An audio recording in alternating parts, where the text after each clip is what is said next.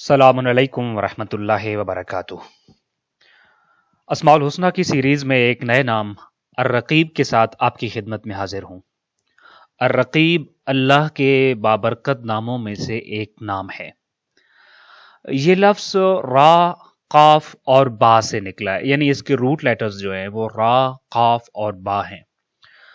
उर्दू ज़ुबान में भी इस लफ्ज़ के इस फैमिली के दो अल्फाज इस्तेमाल होते हैं। वैसे तो दो से ज़्यादा अल्फाज इस्तेमाल होते हैं, लेकिन दो अल्फाज ऐसे हैं जिनसे हम अच्छे खासे मानूस हैं और उर्दू ज़ुबान में खासे कसरत से इस्तेमाल किया जाता है उनका। एक तो खुद यही लफ्ज़ है रकीब, बहुत सारे लोगों का आपने नाम भी सुना होगा, और उर्दू में रकीब एक लफ्ज़ भी अपने मखसूस मानी में भी इस्तेमाल होता है। इसी से एक और लफ्ज़ हमने सुन रखा है उर्दू ज़ुबान में, रकाबत। सो अर्रकीब जो अल्लाह के बाबरकत नामों में से और अस्माउल हुस्ना में से एक नाम है, उसको हम कदरे उर्दू ज़ुबान में उससे आशना भी हैं और उसके बारे में जानते भी हैं।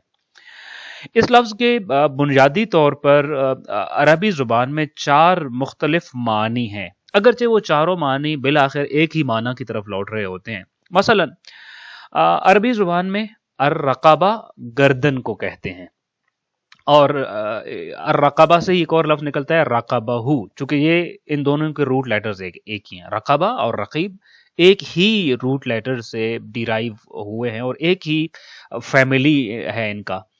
सो रकबहू का मतलब होता है किसी की गर्दन में रस्सी डालना।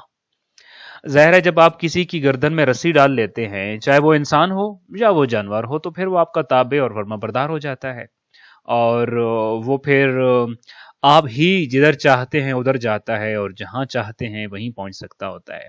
तो इसीलिए अरबी ज़ुबान में एक लफ्ज़ इस्तेमाल होता था अर्रक़बा। इसका माना होता है किसी को गुलाम बना लेना। आप उमूमी तौर पे फ़िक़्ह के चैप्टर्स पढ़ते हैं तो वहां पे एक लफ्ज़ इस्तेमाल होता है इत्क़ रक़बतिन।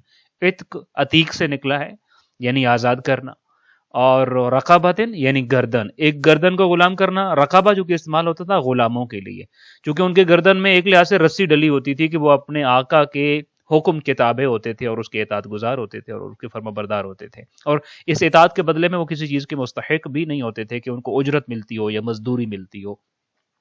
सो इत्क़ रक़बा जब लफ्ज़ इस्तेमाल होता है तो उसका माना ये होता है कि किसी की गर्दन को आज़ाद कर देना, और रक़बा यानी कि गुलाम होना, किसी के गुलाम होने को अर्रक़बा कहते हैं। अर्रक़बा एक गुलाम, और अर्रिक़ाब जो है ये जमा है उसी का, यानी रक़बा जो है वो सिंगुलर है और अर्रिक़ाब जमा के लिए आता था, प्लूरल के लिए आता था। तो इसका पहला माना जो है वो है रक़बा, यानी कि किसी को अपना गुलाम बना लेना या गुलामी में होना। अलबत्ता मैं इसके भी जनरल मीनिंग आपके सामने जो है वो डिस्कस कर रहा हूँ। अच्छा, इसका एक और माना है अरबी ज़ुबान में रक़बा, यानी कि इंतज़ार करना, या फिर इसको हम यूँ कह सकते हैं कि किसी की हिफाजत करना या किसी की निगहदाश्त करना, किसी की निगहबानी करना, और किसी की मतलब ये कि टू केयर आफ्टर समबडी, किसी का केयर करना। कुरान मजीद में ये लफ्ज़ इस माना में इस्तेमाल हुआ है, और इसी माना में खालिक कायनात के लिए इस्तेमाल हुआ है। वकान अल्लाहु अला कुल्लि शैइन रकीबा। अल्लाह हर चीज़ का निगहबान है, हर चीज़ की निगहदाश्त करने वाला है, अल्लाह हर एक की हिफाजत करने वाला है। इसी का जो मैं अभी दूसरे माना का एक लफ्ज़ अगर मैं इस्तेमाल करूं यहाँ पर, कि अल्लाह हर किसी का इंतज़ार करने वाला है। खुद अर्रक़बा आप देखिए अरबी ज़ुबान में, मैं खैर इसको अगरचे बाद में अर्ज़ करना चाह रहा था, लेकिन इसी माना को मैं पहले अर्ज़ कर देता हूँ। जो इसका तीसरा माना होता है अरबी ज़ुबान में, वो यही होता है कि किसी का इंतज़ार करना, और ये इंतज़ार दो तरह का होता है। या तो आपको खुदा न खास्ता किसी से खौफ है तो आप उसका इंतज़ार कर रहे होते हैं, यानी अगर वो आए तो ताकि मैं यहाँ से भाग जाऊं। तो इस कैफियत में जब इंसान बार बार अपनी गर्दन को उठा के देख रहा होता है कि जिस चीज़ से उसको खतरा है वो चीज़ आ तो नहीं रही है, तो इस हालत को कहते होते हैं कि आप अपनी रक़बा को उठा के, यानी गर्दन को उठा के किसी चीज़ का इंतज़ार कर रहे हैं। और राग़िब अस्फ़हानी ने यही माना लिखे हैं कि किसी चीज़ का इंतज़ार करते हुए उससे बचने की तदबीर करना, कि ताकि उससे बचा जा सके। और गर्दन को भी रक़बा कहने की एक वजह भी यही होती है कि जो कि गर्दन हमेशा सीधी रहती होती है, تو کچھ اور دیگر جو عربک ڈکشنریز میں معنی لکھا گیا ہے وہ یہ ہوتا ہے کہ کسی چیز کی دیکھ بھال کے لیے، کسی چیز کی نگہداشت کے لیے، اور کسی چیز کی درستگی کے لیے، اور کسی چیز کی حفاظت کے لیے کھڑے رہنے کو رقابہ کہتے ہیں، اور الرقیب اسی سے نکلا ہے۔ میں بھی جو آپ کے سامنے عرض کر رہا تھا کہ یعنی انہی معانی کو اگر خالق کائنات کے لیے آپ جو ہے وہ اگر سمجھنے کی ہم کوشش کریں، الرقیب یعنی کیا مطلب؟ یہ وہ ذات کے جو کسی کے دیکھ بھال کے لیے، اس کی حفاظت کے لیے، اس کی نگہداشت کے لیے ہمہ وقت موجود ہوتی ہے۔ کوئی ایک لحظہ ایسا نہیں ہوتا کہ اس کی نگہداشت جو ہے وہ ہم اس سے آزاد ہو جائیں۔ نبی کریم صلی اللہ علیہ وآلہ وسلم کی دعا کا خوبصورت جملہ، اللہم لا تکلنی الی نفسی طرفۃ عین ابدا، پروردگارہ مجھے ہر لحظہ، زندگی کا ایک ایک لمحہ اپنی حفاظت میں رکھنا، اپنی نگہداشت میں رکھنا، اور مجھے اپنی حفاظت اور نگہداشت کے دائرہ سے کبھی باہر مت نکالنا۔ کسی نے سوال کیا تھا کہ یا رسول اللہ، آپ یہ دعا مانگتے ہیں کہ پروردگارہ مجھے ایک لمحے کے لیے میرے حوالے نہیں کرنا، میری نگہداشت کو میرے سپرد نہیں کرنا؟ تو آپ نے فرمایا بالکل، اس لیے کہ اگر حضرت یوسف علیہ الصلوۃ والسلام کو ایک لمحے کے لیے خالق کائنات نے ان کے حوالے کر دیا ہوتا تو بعید نہیں تھا کہ خدا نخواستہ وہ اس برائی کا ارتکاب کر بیٹھتے، یا یوں اس طرح سے اس طرح نہ بچ سکتے کہ جس انداز سے اب ہم سورہ یوسف میں پڑھتے ہوتے ہیں۔ تو خالق کائنات نے ان کی نگہداشت کی، ان کی حفاظت کی ہے، تو اس لیے وہ اس گناہ سے بچ سکے ہیں۔ تو ہر لحظہ انبیاء کو بھی الرقیب کا محتاج رہتے ہیں۔ انبیاء ہر لمحے ان کی نگاہ رہتی ہے ایک ایسی ذات کی طرف جو الرقیب ہے، جو ان کی نگہداشت کر رہی ہوتی ہے، جو ان کی حفاظت کر رہی ہوتی ہے۔ اسی کا دوسرا معنی جو بھی میں نے آپ کے سامنے عرض کیا وہ کیا ہے؟ انتظار کرنا۔ یعنی الرقیب وہ ذات ہے جو ہر لحظہ، ہر وقت میرے اور آپ کے انتظار میں ہے کہ بندہ لوٹ آئے گا خالق کائنات کی بارگاہ میں۔ اسی لیے ہم 10 احادیث ملتی ہیں کہ خالق کائنات کس طریقے سے انسان کے انتظار میں بیٹھا ہوتا ہے، اور بندہ اس زندگی میں کس طریقے سے بے اعتنائی برتتا ہے اس ذات سے کہ جس ذات کا ہر لمحہ محتاج ہوتا ہے وہ۔ اور حضرت امام زین العابدین علیہ الصلوۃ والسلام اپنے ایک دعا میں ایک جملہ ارشاد فرماتے ہیں جس کا مفہوم یہ بنتا ہے کہ پروردگارہ، جب میں تیرے پاس آتا ہوں تو میری عرضی اس طرح سے سنتا ہے، میرا سوال اس طرح سے سنتا ہے، تو میرے سے اس طرح سے بیہیو کرتا ہے جیسے تجھے مجھ سے کوئی غرض ہے۔ یعنی جب میں تجھ سے ہم کلام ہونا چاہتا ہوں، جب میں کوئی چیز مانگنا چاہتا ہوں، جب میری کوئی غرض ہوتی ہے، تو یوں پیش آتا ہے جیسے تجھے کوئی غرض ہو، اور میرے پلٹ آنے پہ تو خوش ہو گیا ہو کہ تیری غرض پوری ہو سکتی ہے۔ یعنی گویا کہ تو انتظار میں بیٹھا ہے، لیکن جب تو مجھے بلاتا ہے تو میں بے اعتنائی برتتا ہوں، اور لگتا ہے کہ میں تیری ذات سے بے نیاز ہوں اور تیرا محتاج ہی نہیں ہوں، حالانکہ میں تو ہر لمحہ تیری حفاظت و نگہداشت کا محتاج ہوں۔ بلکہ زندگی کا کون سا گوشہ اور کون سا ایسی فکر ہے کہ جس میں خالق کائنات کا انسان محتاج نہیں ہوتا۔